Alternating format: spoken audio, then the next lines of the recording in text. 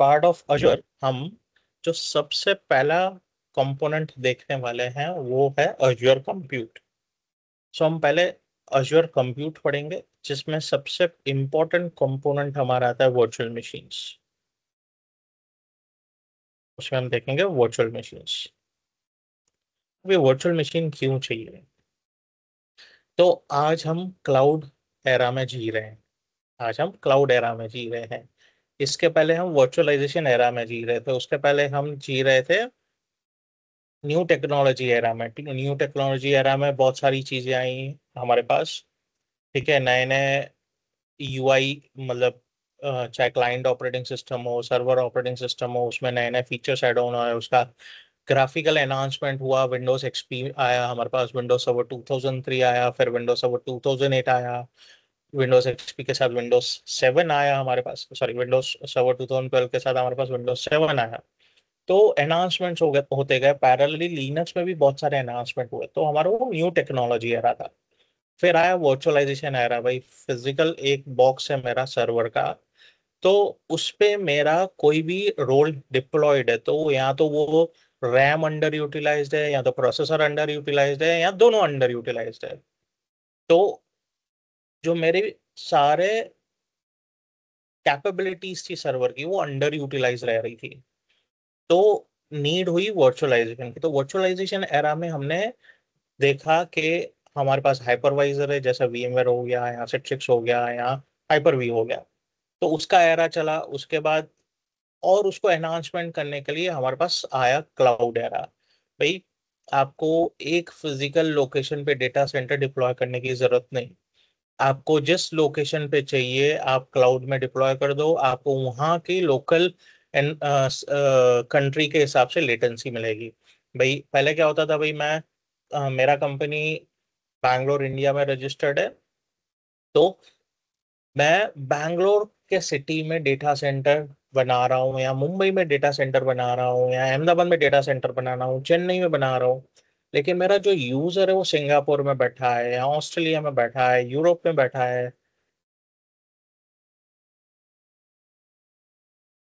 या यूएस में बैठा है। ठीक है। तो उस सिनेरियो में क्या होता था, मेरे यूजर्स जो सर्विसेज एक्सेस करते थे उनमें लेटेंसी मिलती थी। ठीक है। लेटेंसी मिलती थी यानी स्पीड परफॉर्मेंस का कंसर्न आता था। तो आज के सिनेरियो में हमारे पास एक तो वो लेटेंसी का कंसर्न खत्म हो गया। भाई अगर मेरा यूजर, मल्टीपल यूजर्स यूएस में बैठे हैं, तो भाई मैं उसको एक रेप्लिका दे दूंगा। भाई ये एक डोमेन कंट्रोलर मैंने इंडिया में रखा है, एक डोमेन कंट्रोलर मैंने बना दिया यूएस में। यूएस वाले उसी डोमेन कंट्रोलर के साथ ऑथेंटिकेट हो जाएंगे, यानी मेरा लेटेंसी इशू खत्म हो गया। उसके अलावा अगर मेरा कोई एप्लीकेशन है, मेरा जो डेटा यूटिलाइजेशन हो रहा है, तो मैं उसके लिए एज लोकेशंस भी डिफाइन कर सकता हूँ। ये यानी एज लोकेशन क्या? ये मेरा फिजिकल सर्वर कहीं होगा, लेकिन उसका डेटा का कैशिंग किसी एज लोकेशन पे होगा। भाई समझो मेरा सर्वर पड़ा है वॉशिंगटन डीसी में, लेकिन यूजर बैठा है मेरा कनाडा में। ठीक है। यूएस रीजन में ही बैठा है, कनाडा में बैठा है दूसरे स्टेट में बैठा है, तो मैं उसके नियरेस्ट लोकेशन पे कैशिंग करवा दूंगा। एज लोकेशन पे डेटा कैश हो जाएगा।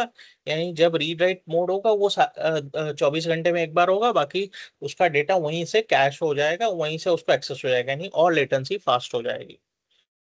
ठीक है। तो वर्चुअलाइजेशन एरा में हम क्या करते हैं, बेसिकली मेरा जो फिजिकल सर्वर है, अभी समझो पहले तो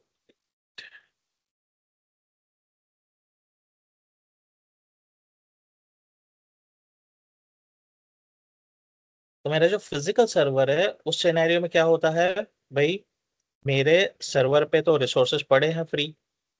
ठीक है, मेरे सर्वर पे रिसोर्सेज फ्री पड़े हैं।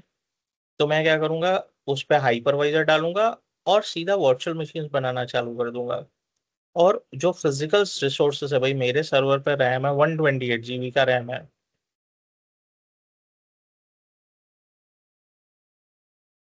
समझो 32 कोर का प्रोसेसर है।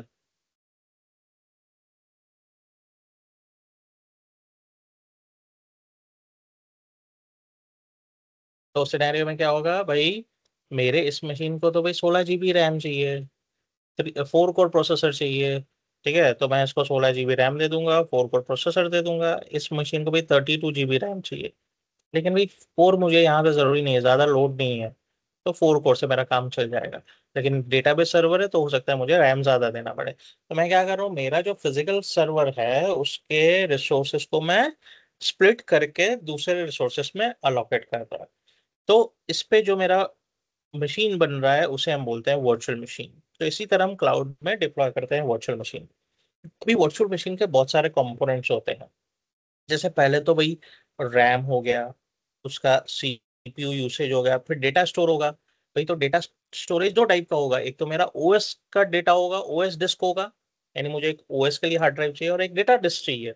जनरली बेस्ट प्रैक्टिस हमारी क्या कहती है, हम हमारे यूजर के मशीन पे भी डेटा उसको बोलते हैं भाई तू डी ड्राइव में रख, ई ड्राइव में रख, ओएस ड्राइव में नहीं रख, ताकि ओएस क्रैश भी होते तेरा डेटा सिक्योर रहे, सेफ रहे। तो इस तरह हमको दो टाइप के डिस्क लग सकते हैं, ओएस डिस्क भी लगेगा और हमको डेटा डिस्क भी लगेगा। भाई ओएस डिस्क कितने साइज का होना चाहिए, डेटा डिस्क कितने साइज का होना चाहिए, तो हमको स्टोरेज कंपोनेंट लगेगा। उसके अलावा मुझे अंडरलाइन प्लेटफॉर्म डिसाइड करना पड़ेगा, भाई मेरा लिनक्स प्लेटफॉर्म होगा या विंडोज प्लेटफॉर्म होगा, उस पर कौन सी, अगर विंडोज प्लेटफॉर्म है तो उस पर कौन सी ओएस होगी, डेस्कटॉप ओएस है यानी क्लाइंट ओएस है कि सर्वर ओएस है, सर्वर ओएस में तो कौन सा वर्जन चाहिए, भाई मुझे विंडोज सर्वर 2016 चाहिए, विंडोज सर्वर 2019 चाहिए, विंडोज सर्वर 2022 चाहिए, विंडोज सर्वर 2025 चाहिए। ठीक है, तो ओएस चाहिए। तो ये हमारे मेजर कंपोनेंट्स हो गए जब हम वर्चुअल मशीन डिप्लॉय करते हैं या स्पिन करते हैं। तो ये भाई मुझे रैम डिफाइन करनी है, प्रोसेसर वर्चुअल रैम डिफाइन करनी है, कोड प्रोसेसर कोर्स डिफाइन करने हैं, ऑपरेटिंग सिस्टम डिफाइन करनी है। ठीक है, उसके अलावा हार्ड डिस्क डिफाइन करनी है। तो ये मेरे मेजर कंपोनेंट्स हो गए। अभी इसके अलावा हम जनरली अगर नेटवर्क की बात करें तो हमारे एनवायरनमेंट में जनरली क्या होता है भाई, ये मेरा इंटरनेट है। अभी हम अगर घर पे भी होम होम एनवायरनमेंट की भी बात करें तो हम इंटरनेट से कैसे कनेक्ट करते हैं, तो भाई मेरे पास वाईफाई राउटर होगा, 2 4 6 एंटीना वाला। ठीक है, और इससे हमारे चाहे वायर्ड डिवाइसेस हो कनेक्टेड,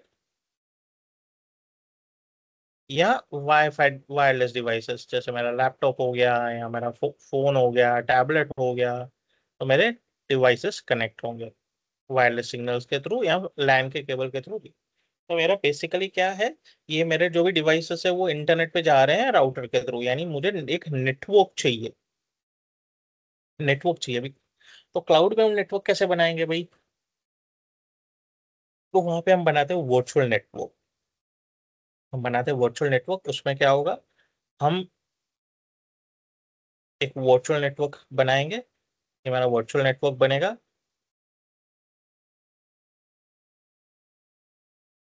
हम बनाएंगे वर्चुअल नेटवर्क।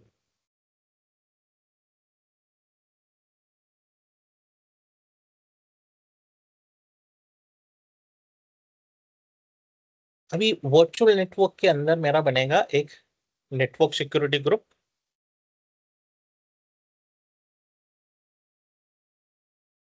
एक मेरा बनेगा नेटवर्क सिक्योरिटी ग्रुप,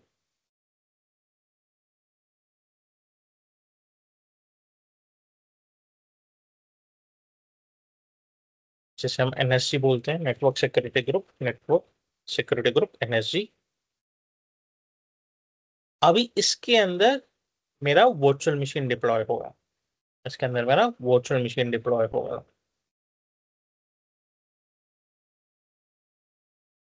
जब मैं वर्चुअल मशीन डिप्लॉय करूंगा, ठीक है, ये मेरा वर्चुअल मशीन डिप्लॉय होगा। इसका कलर थोड़ा और अलग दे देता हूँ। ये मेरा वर्चुअल मशीन डिप्लॉय हो गया। अभी जो मैंने वर्चुअल मशीन डिप्लॉय किया है, ठीक है, तो अभी कोई भी मशीन के क्या क्या कंपोनेंट्स होते हैं, इस मशीन को क्या क्या चाहिए। ठीक है, तो हमको सबसे पहले तो रैम चाहिए, तो मुझे रैम देना पड़ेगा। मैं इसको दूंगा वर्चुअल रैम, लेट से मैंने दिया 4 GB। फिर मैंने दिया वर्चुअल सीपीयू, मैंने दिया फॉर एग्जांपल 2 कोर सीपीयू। ठीक है, मुझे एक ओएस डिस्क देना पड़ेगा, मैंने समझो दिया 100 GB का ओएस डिस्क। ठीक है, मुझे एक डेटा डिस्क देना पड़ेगा जो ऑप्शनल है। ठीक है, मैंने समझो दिया अगेन 50 GB का। मुझे एक NIC कार्ड देना पड़ेगा, नेटवर्क कार्ड चाहिए मुझे IP एड्रेस असाइन करने के लिए। समझो मैंने नेटवर्क कार्ड दिया IP एड्रेस असाइन करने के लिए। उसके अलावा मुझे क्या लगेगा? मुझे ऑपरेटिंग सिस्टम लगेगा।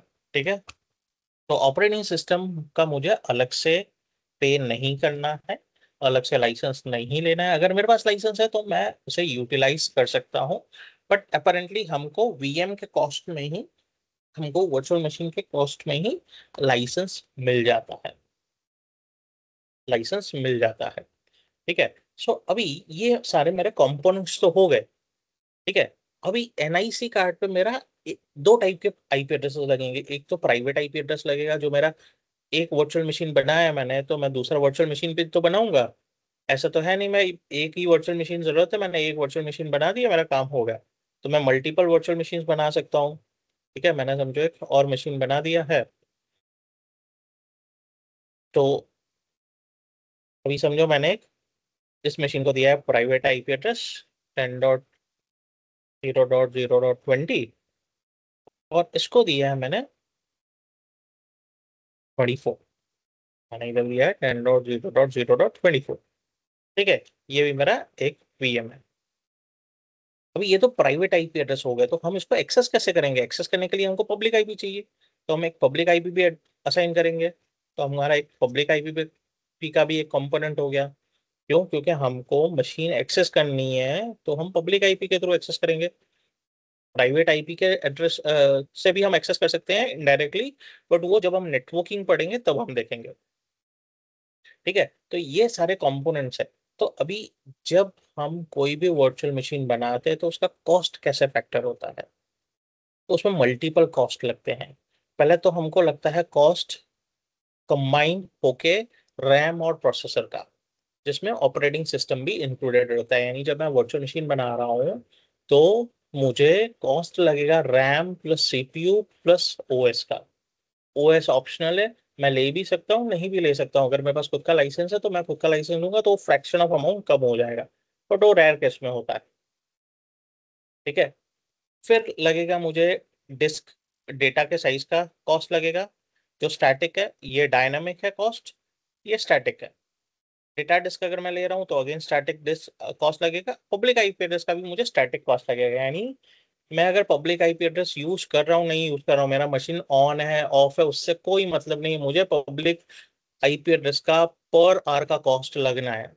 अगर मैं आज पब्लिक IP एड्रेस ले रहा हूँ और उसे 10 घंटे के बाद डिलीट करूंगा तो मुझे 10 घंटे का पैसा देना है, चाहे मैं यूज करूं कि नहीं यूज करूं। इसी तरह डेटा डिस्क का भी है और OS डिस्क का भी है। यानी डिस्क अगर मैं लगा रहा हूँ, चाहे OS डिस्क हो या डेटा डिस्क हो, तो जो भी मैंने साइज के हिसाब से लगाया है उसका अप्रोक्सीमेट साइज होता है, पर साइज कॉस्ट लगता है, और वो पर आवर फिक्स रहता है। चाहे फिर मैं उसे यूज करूं कि नहीं यूज करूं, मैंने 100 GB का स्टोरेज लिया है तो मुझे 100 GB का पैसा लगना है। फिर मैं 2 GB का, 4 GB का, 8 GB का डेटा स्टोर कर रहा हूँ उसमें, और हमको एक इसका कॉस्ट लगना है CPU plus RAM plus OS का। अब ये डायनेमिक कॉस्ट कैसे है? बाकी के दोनों कॉस्ट मेरे स्टैटिक है यानी फिक्स्ड है, ये मेरे डायनेमिक है। तो ये डायनेमिक भी इसलिए है, ये मेरे मशीन यूज करूंगा तब लगेंगे, नहीं यूज करूंगा तो नहीं लगेंगे। क्योंकि मैं जब यूज नहीं करूंगा तो मेरे VM से रैम और CPU फ्री हो जाएगा, वो किसी और मशीन को अलोकेट हो जाएगा, वो किसी और मशीन को अलोकेट हो जाएगा। जब तक मैं यूज कर रहा हूँ मेरे पास अलोकेटेड रहेगा, जब मैं पावर ऑफ कर दूंगा, उसे डी अलोकेट कर दूंगा, तो वो किसी और VM को रिसोर्सेस अलोकेट हो जाएंगे, इसलिए मुझे पैसा नहीं देना है। उसके अलावा मुझे नेटवर्क सिक्योरिटी ग्रुप का कोई पैसा नहीं देना है, वर्चुअल नेटवर्क का भी कोई पैसा नहीं देना है, ये मुझे फ्री में मिलते हैं, ये मुझे फ्री में बेचते हैं। ठीक है, तो अभी यहाँ पे मैंने बोला एक, सॉरी, एक मेरा कंपोनेंट ये हो गया, एक कंपोनेंट ये बनेगा मेरा जब मैं, सॉरी सॉरी सॉरी, हाँ, एक कंपोनेंट मेरा वर्चुअल मशीन का बनेगा, एक मेरा डिस्क का कंपोनेंट बनेगा, एक मेरा NIC कार्ड का कंपोनेंट बनेगा, एक मेरा यानी नेटवर्क इंटरफेस का कार्ड का कंपोनेंट बनेगा, एक पब्लिक IP एड्रेस का कंपोनेंट बनेगा, एक वर्चुअल नेटवर्क बनेगा मेरा, और एक नेटवर्क सिक्योरिटी ग्रुप। जी यानी जब मैं वर्चुअल मशीन डिप्लॉय करूंगा, स्पिन करूंगा क्लाउड में, तो मेरे ऑटोमेटिकली ये सारे 6 कंपोनेंट्स बन जाएंगे। वो हम प्रैक्टिकली देखेंगे। बनाऊंगा मैं एक ही, मैं खाली वर्चुअल मशीन ही स्पिन कर रहा हूँ, लेकिन ऑटोमेटिकली जब हम स्पिन अप करके देखेंगे ऑल रिसोर्सेज कितने रिसोर्सेज बने, तो ये सारे अलग अलग रिसोर्सेज बनेंगे, लेकिन ये सारे काम करेंगे मेरे वर्चुअल मशीन के साथ ही। सारे काम करेंगे वर्चुअल मशीन के साथ ही। अभी हम क्या करते हैं, हम चल के एक वर्चुअल मशीन बनाते हैं विंडोज सर्वर पे। विंडोज सर्वर पे हम एक वर्चुअल मशीन स्पिन करेंगे और उसे देखेंगे एक्सेस कैसे कर सकते हैं। अगर मैं मेरे मशीन पे बैठा हूँ, मैंने क्लाउड में बनाया है, यूएस में उस मशीन को स्पिन किया है, ईस्टर्न यूएस लोकेशन पे, तो मैं उसे कैसे एक्सेस कर सकता हूँ वो हम देखेंगे। ठीक है, तो हम चलते हैं अज्योर पोर्टल पे। आई होप मेरा स्पीड सही है, मेरी लैंग्वेज समझ में आ रही है, क्योंकि आज मैं इंग्लिश में लेक्चर नहीं ले रहा हूँ, मैं हिंदी में ले रहा हूँ। Yes Santosh, I am good. Okay, ठीक है। सो हम यहाँ पे, अभी मुझे जब वर्चुअल मशीन बनानी है तो मैं यहाँ से क्रिएट रिसोर्स कर सकता हूँ, या मैं ऑल रिसोर्सेज पे जाके, चल मैं यहाँ पे सर्विसेज में जाके क्रिएट रिसोर्स कर सकता हूँ, या मैं वर्चुअल मशीन्स पे डायरेक्टली जा सकता हूँ, यहाँ से भी मैं वर्चुअल मशीन सर्च कर सकता हूँ। ठीक है, उसके बाद मैं यहाँ से भी जाके क्रिएट कर सकता हूँ, क्रिएट अ वर्चुअल मशीन। तो हम क्रिएट अ वर्चुअल मशीन करेंगे, मैं इस पर क्लिक कर रहा हूँ।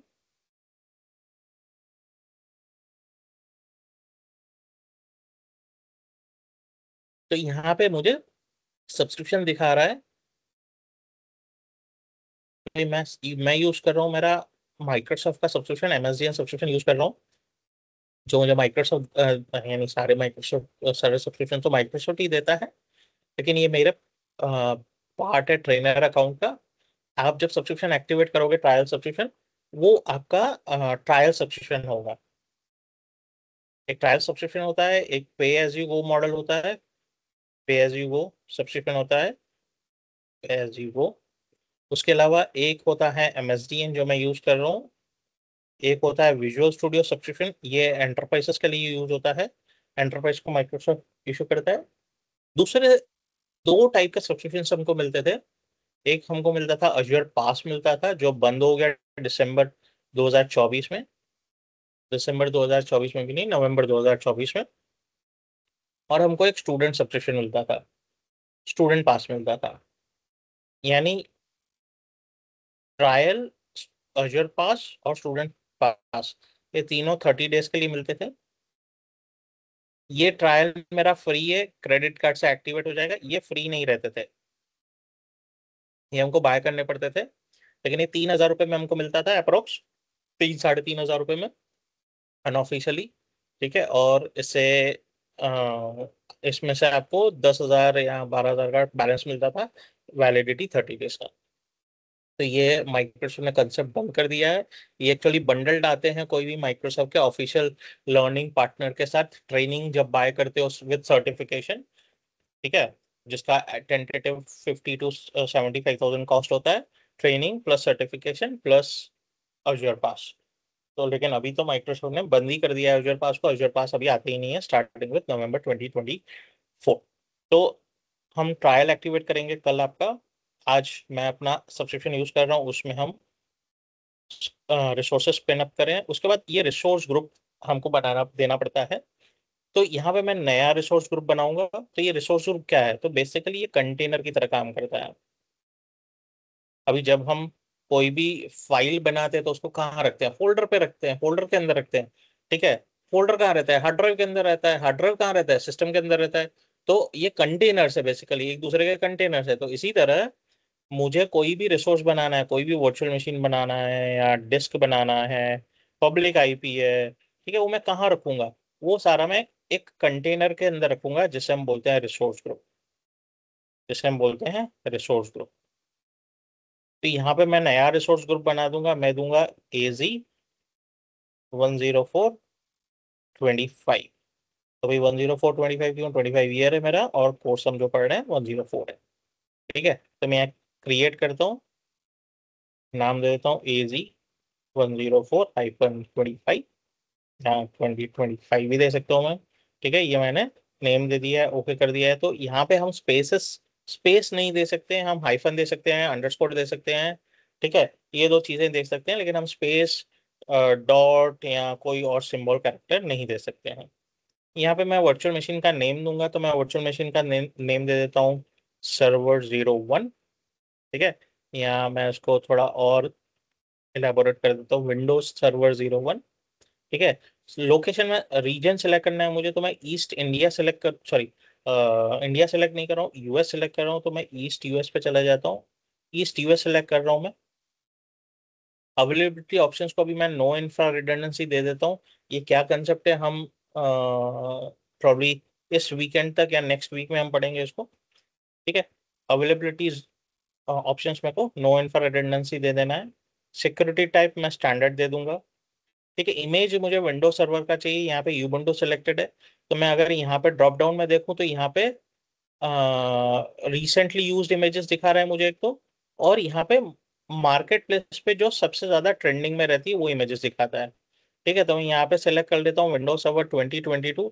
ये अज्योर एडिशन है। ठीक है, तो मुझे अज्योर एडिशन नहीं चाहिए, मैं 2019 भी सिलेक्ट कर सकता हूँ, मैं 2019 सेलेक्ट कर लेता हूँ। Windows server 2019 data centre edition select किया है, 64 बिट का प्लेटफॉर्म है, और जनरेशन 2 का मशीन, जनरेशन 2 का इमेज है। अभी यहाँ पे साइज पूछ रहा है मुझसे, तो यहाँ पे स्टैंडर्ड B2S साइज दिखा रहा है मुझे, जिसमें 2 वर्चुअल CPU 4 GB रैम मिल रहा है, जो मुझे कॉस्ट पड़ रहा है अंदाजन 2,500 रुपये महीना। तो ये जो मेरा 2,500 रुपये, ये डेटा डिस्क और पब्लिक IP एड्रेस को एक्सक्लूड करके होता है। ये टेंटेटिव उसका यूसेज गिनता है, लेकिन उस पब्लिक IP और डेटा डिस्क का अलग से ही चार्ज होता है, भले वो बहुत मिनिमल अमाउंट होता है लेकिन चार्ज होता है। फिर आपने अगर स्पिन अप करके रख दिया, भाई मशीन ऑन ही पड़ा है, तो आपका ऑन ऑन है तो मशीन 2,600 रुपये महीने लगेंगे, लेकिन उसके साथ पब्लिक IP एड्रेस भी है और आपका डेटा डिस्क भी है, तो समझो खाली डेटा डिस्क है तो शायद 3,000 रुपये लग जाएंगे टोटल, 2,600 प्लस 400। लेकिन पब्लिक IP एड्रेस है तो 1,000 से 1,500 और लग जाएंगे आपके पूरे महीने के। ठीक है, तो यहाँ पे मैंने 2 वर्चुअल CPU 4 GB रैम दे दिया है। अभी यहाँ पे हमको रिसेंटली यूज साइज दिखा रहा है और रिकमेंडेड बाय इमेज पब्लिशर। तो इमेज पब्लिशर माइक्रोसॉफ्ट है, जो इमेज दे रहा है विंडोज सर्वर 2019 डेटा सेंटर, तो उस इमेज के हिसाब से माइक्रोसॉफ्ट जो रिकमेंड करेगा वो यहाँ पे साइजिंग दे रहा है, भाई ये 1 वर्चुअल CPU 3.5 GB रैम दे सकते हो। तो मैंने 2 वर्चुअल CPU 4 GB रैम लिया है। ठीक है, अब ये 2,500 रुपये का 2,600 का पड़ रहा है, ये मुझे 4,400 का पड़ रहा है। तो ये मेरा DS1 है और वर्जन 2 का है। ये B2S दोनों कैटेगरी डिफरेंट है, हम इसके बारे में भी बात करेंगे। ठीक है, इमेज साइज कैसे आइडेंटिफाई होती है, कौन से कैटेगराइजेशन में होती है, ये सारे हम बात करेंगे।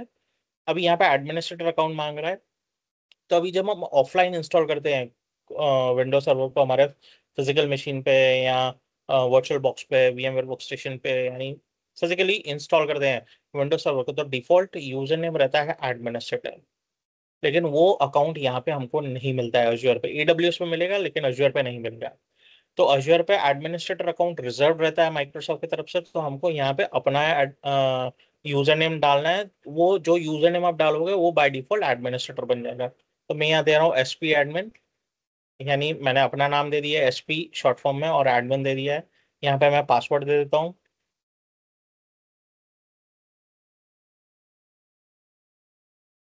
मैं उसको कंफर्म कर देता हूँ पासवर्ड को। मैंने पासवर्ड कंफर्म कर दिया है। अभी यहाँ पे मुझे बोल रहा है पब्लिक इनबाउंड पोर्ट्स अलाउ करने हैं मुझे।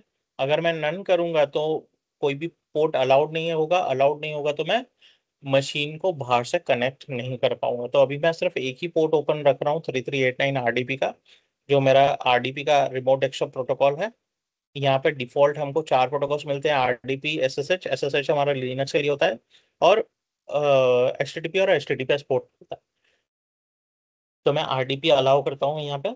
लाइसेंसिंग, अगर would you like to use an existing Windows server licence, आपके पास लाइसेंस है तो आप खुद का लाइसेंस दे सकते हो। तो बोल रहे save up to 49% with licence you already own using Azure hybrid benefits.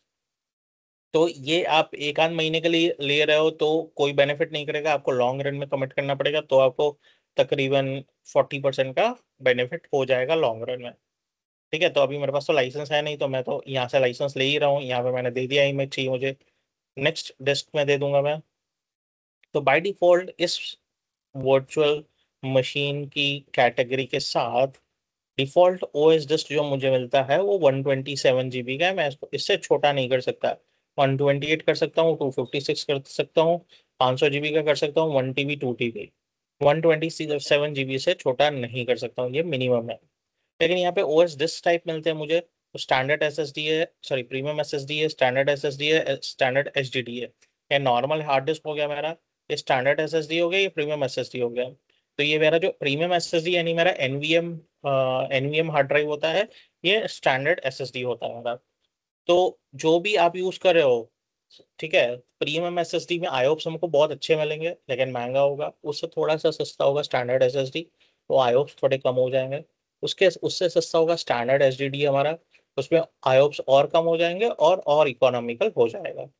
तो हम प्रीमियम, अभी मैं प्रीमियम एसएसडी छोड़ दे रहा हूँ क्योंकि मुझे ज़्यादा कॉस्ट में फर्क नहीं पड़ेगा। लेकिन आप जब ट्रायल एक्टिवेट करोगे तो आप स्टैंडर्ड एचडीडी लेना या स्टैंडर्ड एसएसडी लेना। मैं भी स्टैंडर्ड एसएसडी ले लेता हूँ, ठीक है। फिर यहाँ पे मैं कुछ नहीं, यहाँ पे मैंने बाय डिफॉल्ट सेलेक्ट किया हुआ delete the we delete with VM, यानी जब मैं वर्चुअल मशीन डिलीट करूँ तो हार्ड डिस्क डिलीट हो जाना चाहिए। अब यहाँ डेटा डिस्क के बारे में पूछ रहा है, तो मैं अभी फिलहाल इस मशीन के साथ कोई डेटा डिस्क अटैच नहीं कर रहा हूँ, हम बाद में देखेंगे कैसे अलग से डेटा डिस्क अटैच कर सकते हैं मशीन के साथ। हम चलेंगे नेटवर्किंग के लिए। तो नेटवर्किंग के टैब पे ये ऑटोमेटिकली वर्चुअल नेटवर्क बना रहा है, इस नाम का ही, मेरे मशीन के नाम का, फॉलोड बाय हाइफन वी ने ये वर्चुअल नेटवर्क बना रहा है। सबनेट बना रहा है 10.0.0.24 का, इसमें से आईपी एड्रेस असाइन होगी। और पब्लिक आईपी एड्रेस अभी इसने ब्लैंक छोड़ दिया है, अभी इसने पब्लिक आईपी एड्रेस दिया नहीं है। तो अगर मैं ड्रॉप डाउन में यहाँ पे देखूँ तो अभी नन दिखा रहा है, तो मैं क्रिएट न्यू कर दूंगा, ठीक है। तो इस नाम का पब्लिक आईपी बन रहा है। मुझे राउटिंग प्रेफरेंस देना है, माइक्रोसॉफ्ट नेटवर्क से इंटरनेट आना चाहिए या इंटरनेट से इंटरनेट आना चाहिए, तो मैं बोल रहा हूँ माइक्रोसॉफ्ट के नेटवर्क से आना चाहिए, मैं ओके कर दूंगा। ये नेटवर्क सिक्योरिटी ग्रुप बनाएगा बेसिक नाम का, अगर मुझे नेटवर्क सिक्योरिटी ग्रुप नहीं चाहिए तो मैं नन कर सकता हूँ, लेकिन मुझे चाहिए सिक्योरिटी पर्पज के लिए। पब्लिक इनबाउंड पोर्ट्स ऑलरेडी हमने प्रीवियस स्क्रीन पे देख लिए हैं, हमने अलाउ किए हैं आरडीपी पोर्ट नंबर 3389। यहाँ पे भी मैं सेलेक्ट कर सकता हूँ delete public IP and NIC when VMs deleted, ये मैं ऑप्शन सेलेक्ट कर सकता हूँ। लेकिन ये ऑप्शन सेलेक्ट करने का ज़्यादा बेनिफिट नहीं होता, कितनी बार आपका पब्लिक आईपी और एनआईसी कार्ड डिलीट नहीं होता है। जब भी आप वीएम डिलीट करोगे तो कितनी बार आपका एनआईसी कार्ड और पब्लिक आईपी डिलीट नहीं होता है, आपको मैन्युअली उसको अलग से डिलीट करना पड़ेगा, वो हम सारा देखेंगे। ठीक है, लोड बैलेंसिंग अभी मैं बात नहीं करूंगा, हम आने वाले चैप्टर क्लासेस में देखेंगे लोड बैलेंसिंग। नेक्स्ट मैनेजमेंट में चलेंगे। तो मैं इससे इस मशीन पे एंट्रा आईडी से भी लॉगिन करवा सकता हूँ, अगर मैंने एंट्रा आईडी एनेबल करके रखा है। लेकिन इसको यूज करने के लिए मुझे फ्री वाला एंट्रा आईडी नहीं चाहिए, प्लान वन चाहिए। तो उसका हम एंट्रा आईडी को थोड़ा डिटेल में समझेंगे, जब हम सिक्योरिटी आरबैक सब पढ़ेंगे तब उसको एंट्रा आईडी को हम डिटेल में समझेंगे। अभी मैंने ऑटो शटडाउन एनेबल किया है, यानी ऑटो शटडाउन में एनेबल कर रहा हूँ भाई, ये मशीन अगर मैं यूज नहीं कर रहा हूँ तो रोज इतने बजे शटडाउन होनी चाहिए। तो मैं दे देता हूँ उसको, भाई ये मशीन मेरी 9:15 बजे शटडाउन हो जानी चाहिए। हमारा 9 बजे तक का लेक्चर है, मैंने 9:15 दे दिया, लेकिन ये मेरा यूनिवर्सल टाइम है, यूटीसी टाइम है, मुझे आईएसटी टाइमिंग देना है। तो मैं +5:30 पे आ जाऊंगा, ये मेरा +5:30 है, यानी रोज 9:15 बजे, 21:15, रोज 9:15 बजे एज पर दी टाइम जोन यूटीसी +5:30, यानी जो मेरा चेन्नई कोलकाता मुंबई न्यू दिल्ली का टाइम है, उस वक्त मेरा मशीन ऑटो शटडाउन हो जाएगा। और ऑटो शटडाउन से तकरीबन आधा घंटा वाले, तकरीबन अप्रोक्सीमेटली, नॉट एग्जैक्टली, अप्रोक्सीमेटली, वो 35 टू 20 मिनट्स, 20 टू 35 मिनट्स होता है टाइम, यानी 20 मिनट पहले तक मैक्सिमम, और उससे और 15 मिनट पहले, ठीक है। यानी अप्रोक्सीमेटली आधा घंटा से 15 मिनट मुझे नोटिफिकेशन आ जाएगा मेल पे, तो ये आपका वीएम शटडाउन होने वाला है। अगर आपको शटडाउन नहीं करना है, कुछ क्रिटिकल चल रहा है, तो आप उसको पोस्टपोन कर सकते हो शटडाउन को, ठीक है। बाकी के ऑप्शंस मैं अभी छोड़ दूंगा, मैं कुछ नहीं कर रहा हूँ। मॉनिटरिंग, एडवांस टैग्स, टैग्स कुछ नहीं कर रहा हूँ मैं, सीधा रिव्यू प्लस क्रिएट पे आ जाऊंगा, ये मेरा रिव्यू प्लस क्रिएट है।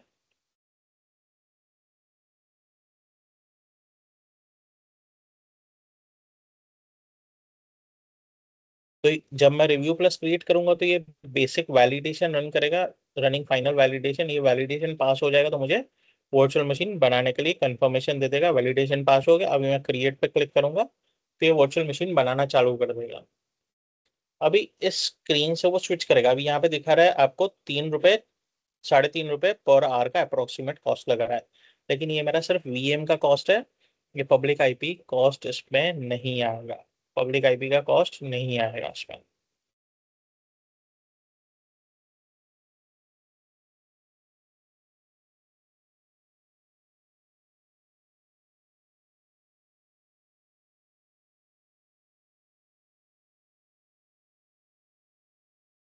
अभी मेरा वीएम बनना चालू हो गया, यहाँ पे डिप्लॉयमेंट इज इन प्रोग्रेस है। जब भी आप डिप्लॉयमेंट इज इन प्रोग्रेस वाले स्क्रीन पे हो, आपको एक स्क्रीन एक्सीडेंटली भी स्विच नहीं करनी है। स्विच नहीं करनी है इन द सेंस, आप यहाँ से जाके कुछ और मत सर्च कर लेना यहाँ पे। आप यहाँ पे सर्विसेज में जाके और कहीं नहीं चले जाना। जैसे ही आप चले गए तो ये प्रोग्रेस, ये डिप्लॉयमेंट कैंसिल हो जाएगा, ये कैंसिल हो जाएगा।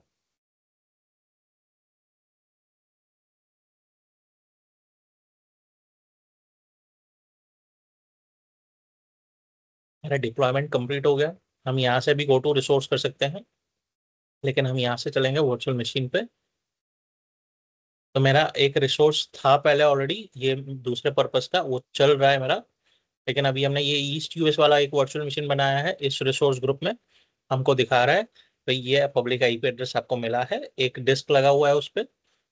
अभी हम यहाँ पे देखें ध्यान से, तो ये मशीन मेरा जो बना है, ठीक है, मैं इसको थोड़ा हाइड कर देता हूँ। तो ये जो मेरा मशीन बना है, बता रहा है कि आपका मशीन जो बना है इस सब्सक्रिप्शन में बना है। इस सब्सक्रिप्शन के अंदर आपके पास ये रिसोर्स ग्रुप है, इस रिसोर्स ग्रुप में बना है। और इस रिसोर्स ग्रुप में जो अटैच्ड है, इस लोकेशन के साथ अटैच है, ईस्ट यूएस के साथ। ठीक है। और आपका क्या है रिसोर्स? तो रिसोर्स है वर्चुअल मशीन, टाइप है वर्चुअल मशीन। तो यहाँ पे टाइप नहीं दिखा रहा है ये।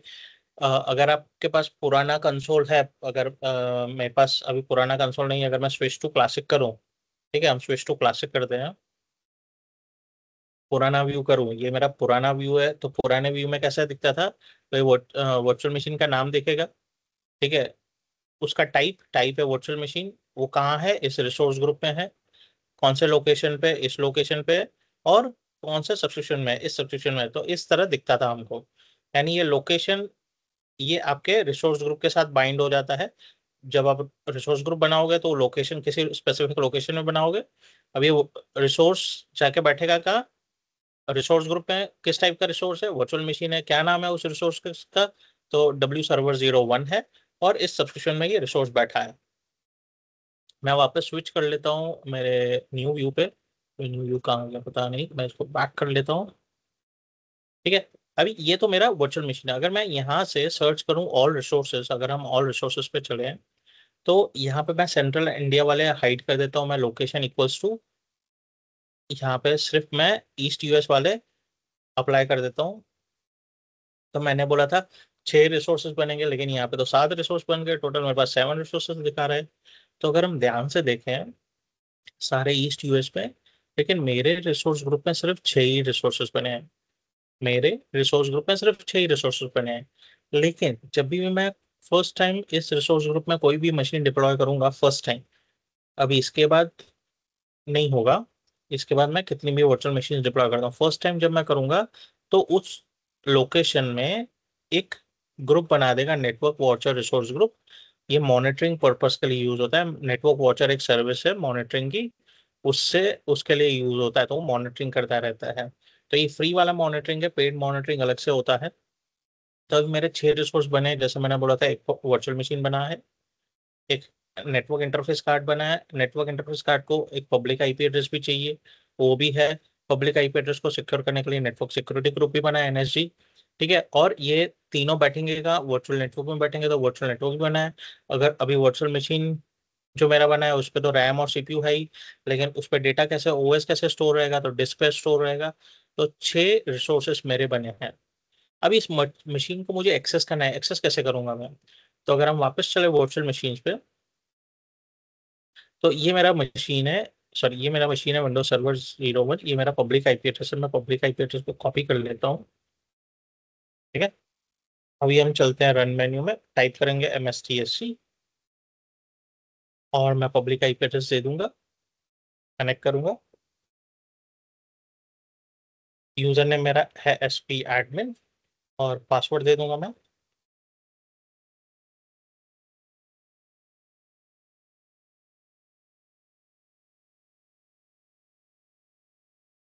यस कर दिया।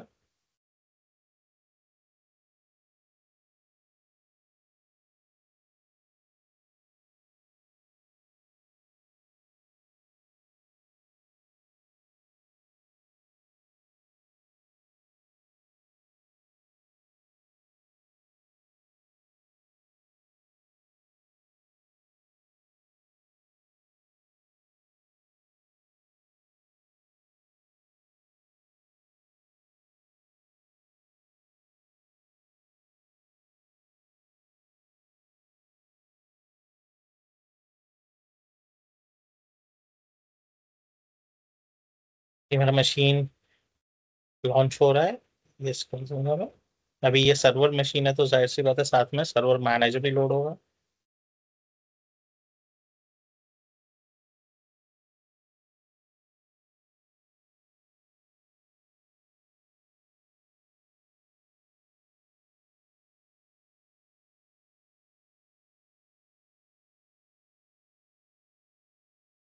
तो मैं लोकल सर्वर पे जा रहा हूँ।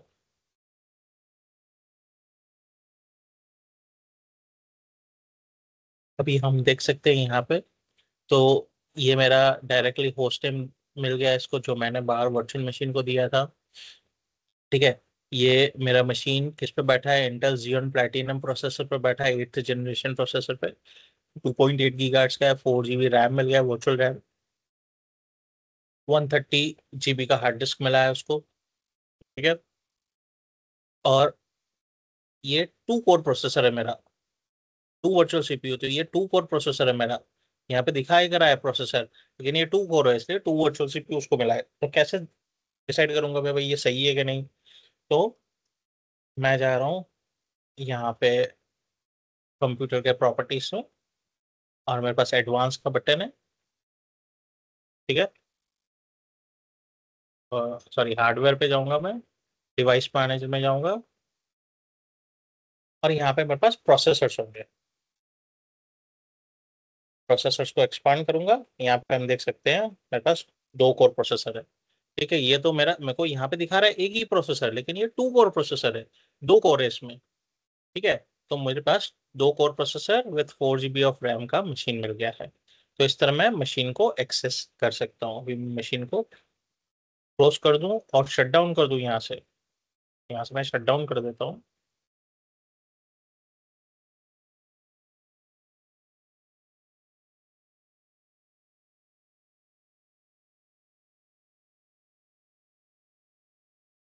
तो अभी हम वेट करेंगे 2 मिनट, यहाँ पे स्टेटस क्या आ रहा है हम देखेंगे। यहाँ पे डिप्लॉयमेंट सक्सीडेड था, इसको मैं डिसमिस कर देता हूँ। हम 20 सेकंड के बाद इसको रिफ्रेश करेंगे यहाँ से।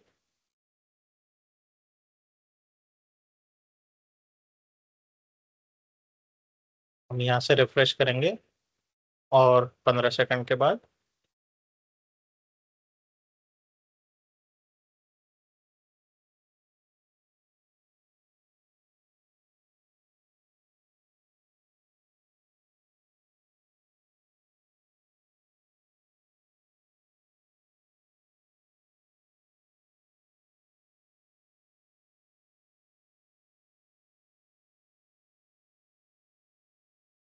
Let's refresh it. इसको रिफ्रेश करता हूँ, तो यहाँ पे स्टॉप्ड दिखा रहा है। अगर ये स्टॉप्ड है तो भी मुझे पैसा लगना है। ये डी अलोकेटेड स्टेज में चला जाना चाहिए। स्टॉप्ड है, इसका मतलब अभी भी मेरा रैम CPU कंज्यूम हो रहा है। क्यों? क्योंकि ये डी अलोकेट नहीं हुआ है। डी अलोकेट होना चाहिए फिजिकल सर्वर से, तभी मेरा कंजम्पशन नहीं होगा। तो मैं इसको फिर से रिफ्रेश करूं। ठीक है, कभी कभी ये टाइम लगाता है, तो मैं इसको सिलेक्ट करके यहाँ से स्टॉप भी कर सकता हूँ।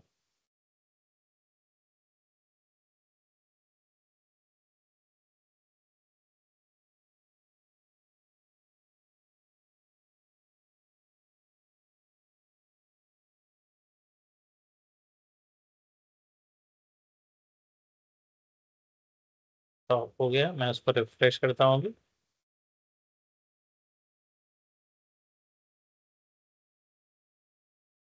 ठीक है, स्टॉप्ड, डीएलोकेटेड आ गया।